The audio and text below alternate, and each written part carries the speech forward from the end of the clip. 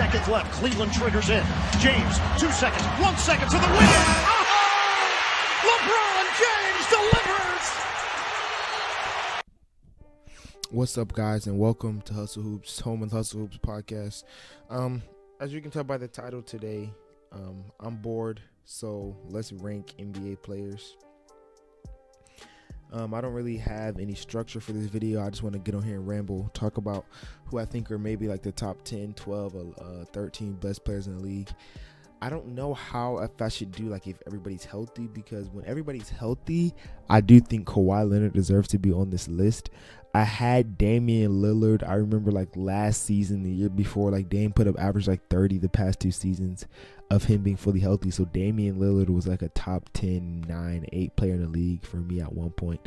But I don't know where I should put those two guys. Anthony Davis is somebody who can be mentioned. I don't know where I can rank a healthy AD, because I feel like there's some guys who surpassed, like since I had the Damian Lillards of the world, the Kawhi Leonards of the world, the Anthony Davis, everybody had AD. It's like a top 5 player after that bubble run. But somebody like a Luka hadn't emerged fully. Somebody like I don't know, like Jokic just won back-to-back MVPs, but like during the bubble, Jokic wasn't top 10, so Jokic took AD's spot now, you know. I think somebody like a Moran deserves a spot, maybe. Jason Tatum has probably taken somebody's spot. Everybody had Jimmy Butler up somewhere, but I feel like some of these guys, I don't know. So I'm just about to spitball, kinda. And as I spitball, I think I'll talk about it more. We'll see what this video turns into, but I think number 1, the best player in the world, is Giannis. I think that's pretty fair. Giannis, the best player in the world. So I'm gonna just kind of spitball my top 10. I'm gonna do top 5. Giannis, Steph, Jokic, Bron. Wait, Giannis, Steph, Jokic, Bron, KD. That's top 5. Okay, so obviously the big thing here is having KD at number 5. Kevin Durant. I was even calling Kevin Durant the best player in the world not even that long ago. I had KD at number 1 like 2 years ago. KD was OD. I had Kevin Durant all the way up there, but Kevin Durant over these past couple of seasons has been getting injured, has had playoff failures, even though last season Kyrie and them boys got hurt. So I can't even really blame that. Kyrie and Harden were hurt last year. That's why Giannis won the chip. Then this season, you know, they just lost. KD choked this season, but KD was dropping 48 and stuff like that against the Bucks, and they just lost. But I don't know. I'm not even saying that, but like I said, he's been injury prone. Yes, KD is always going to be a big time performer. Yes, KD, he had his career high this season. KD is still in his prime. He averaged like 30 points per game. KD is still OD. But I think some of these other players are OD just on the same level of OD as KD, but also more available. Availability is the best ability. I love Kevin Durant. KD gets a bucket. KD is one of my favorite players to watch their highlights. KD is one of my favorite players to watch. I went and watched KD live and saw him drop 35. I know what KD can do. I know KD has a smooth mid-range. I love Kevin Durant's game. But I like Giannis more. I like Steph more. I'm sorry. Jokic is just like that, okay? Back-to-back MVP for a reason. I think Jokic, at this point in time, Jokic is just slightly above Kevin Durant. We're splitting hairs at this point, but I would take Jokic playing every game. I would take Jokic being able to pass at the best passer in the entire league. I'll take Jokic being a 7-footer who can score at all levels. Yeah, he's not as fluid as KD, but Jokic can still affect the game. When I'm thinking about best players in the world, I'm thinking about someone who can affect the game on all facets, and I think Jokic can do that more than KD. We already know what Steph can do. Steph has been better than KD. Bron is better than KD. And so I think the second thing that's kind of weird about that is having Bron at number 4. I think Bron is the 4th best player. Bron's not top 3 anymore. He's not the best player in the world. Yes, Bron just came off his best to one of his best scoring seasons at the age of how old and how many years in the league. He's going on 2 decades at this point. He still averaged 30, but he's not galvanizing his troops the same way he used to back in the day. Let's just be honest. LeBron James is not the same LeBron James of old. LeBron James still being a top 5 player at this age is elite, and LeBron is still elite. I still like LeBron. LeBron is one of my most favorite players of all time, but as of right now, I like Steph more. As of right now, I like Jokic more, because Jokic kind of has that LeBron of old type of effect on the game. Now, he doesn't have that LeBron athleticism. Now, he doesn't have that LeBron freak of nature, but he has that LeBron playmaking. He has that LeBron, when I need to get a dub, I can get a dub type of thing. Jokic can lead my team to wins, and so that's why I have Jokic above him. Giannis can do everything on the court. So I think Giannis is better than Braun. I think Curry is better than Braun as of right now. And I think Jokic is better than Braun as of right now. But LeBron to still be top 4 at this age is elite still, right? So KD number 5. I think number 6 I'm going for Luka. I don't think that's crazy. Is that crazy to have Luka at number 6? I'm a big Luka guy. Everybody that knows me knows I love Luka. Luka the GOAT. I think Luka has potential to be one of the greatest players of all time. Luka is really like that. Luka has that Jokic type of effect. Luka has that I affect every facet of the game. Luka has that element of I can elevate my game in the playoffs. The only reason why I don't want to put Luka above these other guys is because I really want to put Luka above KD, but I just can't do that out of respect's sake. I can't put Luka above KD, where KD just did come off of one of his worst playoffs of his career. Luka's coming off one of his best playoffs of his career. I just not ready to give Luka the edge or KD. I do think KD's going to bounce back, but I do think Luka affects the game in more facets than Kevin Durant. Luka has that LeBron type of effect, and what I mean by that is like I affect every facet of the game. I can play make, I can score, I can get rebounds, I can galvanize my troops. Hey, I'm clutch at the same time. Hey, look, I can lead my team to victory when I need to. I affect multiple facets of the game. It's that heliocentric type of thing with like Jokic. Him and Jokic kind of fit the same build, but I think the thing that makes Jokic better is because Jokic is bigger. And so I've talked about how I think size matters. It's just the truth. Whether it's fair or not, if somebody's 6 foot and somebody's 7 foot, usually if we can do basically all the same things, but I'm bigger, that technically makes me kind of better almost. And so I think I like Jokic a little bit more because Jokic is a little bit more seasoned than Luka. Jokic is a lot more mature. He's won back-to-back MVPs. He has a little bit more experience under his belt. Jokic has I don't know. I feel like Luka's 22. He said that in his interview after they lost. He was like, yeah, I'm young. I still have a lot to learn. So I think Luka has a lot to learn. So I don't want to put him on that pedestal just yet. What am I coming at number 7? I want to put Joel Embiid at number 7. Yes, I know I made a video on this channel, the Joel Embiid versus Jokic thing, and I said Joel Embiid is better. In my humble opinion, I like Joel's game better, but I can't say that Joel is better. Joel's a way better scorer. I would personally, if I'm picking a team, if I'm doing pick up basketball in the backyard, I'm going to take Joel Embiid. But basketball, the NBA isn't played in the backyard. The NBA isn't played in a vacuum. It's an 82 game season, and Jokic is going to have more games availability. Joel Embiid, the fact that he's not always available is kind of knocking him on this list.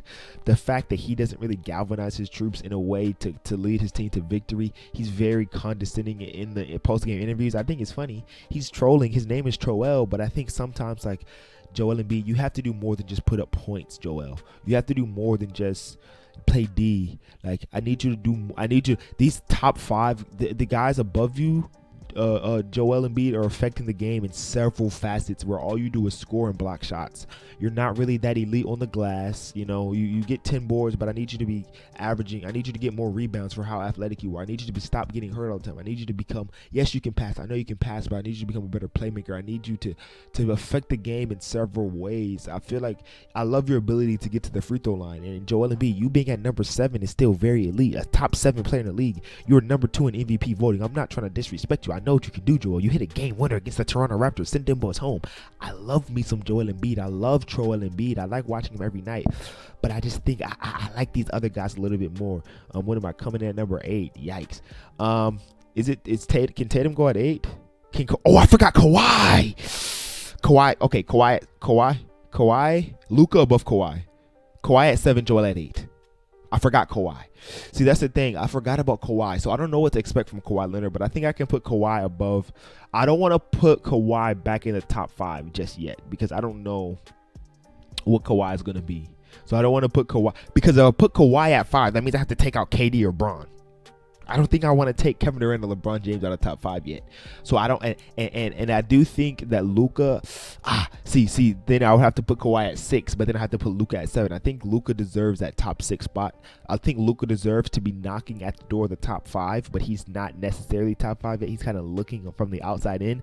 I think I think by the end of this year, Luka will jump into that top 5 and take LeBron out of the top 5 just because LeBron is going to be too old, not because it's just he can't help it. Like Luka will be ascending while LeBron is descending, and so that switch will take place. But I don't know about Kawhi. Like Kawhi, I don't want to put him above Luka right now because Kawhi is coming off of a season injury. Kawhi hasn't played in a year, and almost a calendar year, so I don't know what to expect from Kawhi. He does have Paul George to take off some pressure. They signed John Wall, so I know that's going to be a thing.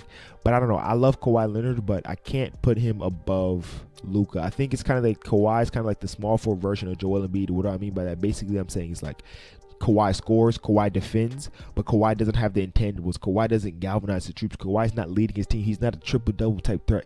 Kawhi Leonard is not somebody who can affect the game in all these facets like everybody else above him on this list. He doesn't have the multi-level effect of Giannis. He doesn't have the multi-level effect of Steph. He doesn't have the multi-level effect of Jokic, of Braun, of Luka. And I didn't mention KD. KD doesn't quite have that multi-level effect, but Kevin Durant's scoring is all time. Kawhi's scoring is not all time. And also, Kevin Durant has now learned how to play make. We were seeing Kevin Durant all this season putting up triple doubles. We're seeing Kevin Durant learn how to pass. We're seeing Kevin Durant become more of a playmaker, becoming more of a multi-level affecting of a game. And so I think that's kind of why I can't put Kawhi Leonard or Joel Embiid above these guys, because they don't have that multi-level effect. And I think that's how we start getting into these second and third tiers, because they don't have that multi-level effect. So I put Luka at 6, Kawhi at 7, Joel Embiid at 8, and I think I can take Tatum at 9. Yikes. Okay, Tatum at 9. Okay, let me pull up. Who am I missing? Okay, Tatum at 9.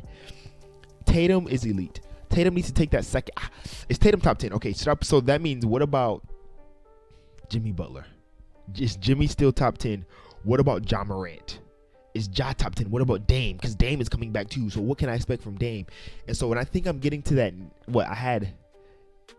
Joel was at 8. So 9, 10, 11. Who am I putting there? I think I'm going to take Tatum. Had an absolute meltdown. And what about Demar? So am I just going to excuse the season that Demar had? So am I just going to go based off of last season only? But I think it's a projection type of thing. So because it also has a level of what you've done over the past couple of seasons based on now what your career doesn't matter, but I think I said with the Luka versus KD thing, I'm not ready to put Luka above KD just because of who Kevin Durant is. And so I think it does matter kind of what you did last year or the year before that. I'm not going to say the last 5 years because that doesn't matter right now. But I think the past couple of seasons, the reputation you've built for yourself, also what you did last year and what I'm going to project you to do next year. Can I think Demar Derozan can sustain this level of hooping? I don't know. So I don't think Demar is top 10. I have Demar. I don't know. Demar, when he was in San Antonio, we kind of wrote him off. We had him in the 20s. But then last year, he kind of burst onto the scene. So I don't know if he can sustain this level of hoopage. But I don't know. I think his reputation doesn't allow him to be. Maybe that's wrong. I don't know. But I'm not ready to yield him a top 10 spot. Jimmy Butler is somebody who's been in the top 10 conversations the past couple of seasons. So maybe Jimmy Butler can get that 10 spot. But would that mean I want to put Jason Tatum at 9, Jimmy Butler at 10, and Ja Morant at 11, when I really do think Ja Morant is better than Jimmy Butler? So am I really just doing the reputation thing to give Jimmy Butler the 10 spot? I think I'm going to give Ja Morant the 10 spot. But do I want to take Tatum out of the top 10 just because of the finals? Because his finals was horrible, so I don't know if I want to do that. When we know Tatum is a person who can score, I would say at all three levels, but his finishing ability is not that great at his size. He's 6'10", big body. He needs to be going to the rack and finishing way bigger and way more elitely at the rack, but he's just not doing that as of right now. I don't know. See, this is the confusing aspect of doing a list. Once you start getting down to the nitty gritty, I don't know. And Ja Morant is also somebody who I think is untamed. Ja Morant is a bucket. Ja Morant is elite. Ja Morant is the most fun player to watch in the league right now. Ja Morant was box office last season. Ja Morant had my eyes glued. I was glued to my computer screen. I was glued to my TV screen. I was glued to my phone screen whenever Ja Morant did something. I watched him put up those back-to-back 50-point games in Chicago and then in Memphis. I watched him punch on dude live when he played against the San Antonio Spurs. I watched Ja Morant put up 50 pieces. I watched all this stuff of Ja Morant, and he was very electrifying. But I do think he's immature kind of. Ja Morant's game is untamed. He's very wild. He's like a bull running loose. Ja Morant hasn't kind of carved his game. He hasn't crafted himself yet. He's very untamed. So I do think he needs to calm down a little bit, and then once he matures and once he adds a little bit more control to his game, Ja Morant will soar up this list. But as of right now, I don't know how his herky-jerky style, his wild buck style is going to be able to allow him to be so high on this list. It's because am I automatically going to put Ja Morant above Damian Lillard? I'm talking about Damian Lillard, a guy who we know is one of the clutchest players, if not the clutchest players in the league. I'm talking about Damian Lillard, who's the second best shooter of our generation, who's probably going to go down as the top 5 shooter of all time, who we know can pull from deep, who we know has all unlimited range, who we know is one of the best leaders, if not the best leader in the game, who we know when healthy I'm putting up 30 points per game, who I know when healthy I'm all NBA talent. Am I putting Ja Morant above him? I don't know. So I can't even really finish my list. Okay, if I'm going to finish the list, 8 was Joel, right? Luka was 6, Kawhi was 7, 8 was Joel, 9 Jason Tatum, 10 Damian Lillard, 11 Ja Morant, 12 Jimmy Butler, and I'm stopping right there. I don't know. Paul George, I don't know where he's going to fall. I don't know where all these other guys are going to fall. I don't know. That's where I'm stopping. That's my 12. So I'm going to restart the list. Giannis, Steph, number 1 Giannis, number 2 Steph, number 3 Jokic, number 4 Bron, number 5 KD, number 6 Luka, number 7 Kawhi, number 8 Joel, number 9 Tatum, number 10 Dame, number 11 Ja, number 12 Jimmy Butler. That's my top 10 list, and that's my top 10 plus 2. I'm sticking with that. All right, so this is me after I literally just watched back the recording. I forgot Anthony Davis. Okay, so I don't know where I'm throwing AD, but I forgot Anthony Davis, so I don't want to take up too much extra time. I forgot Anthony Davis, so maybe I'm going to throw AD in there.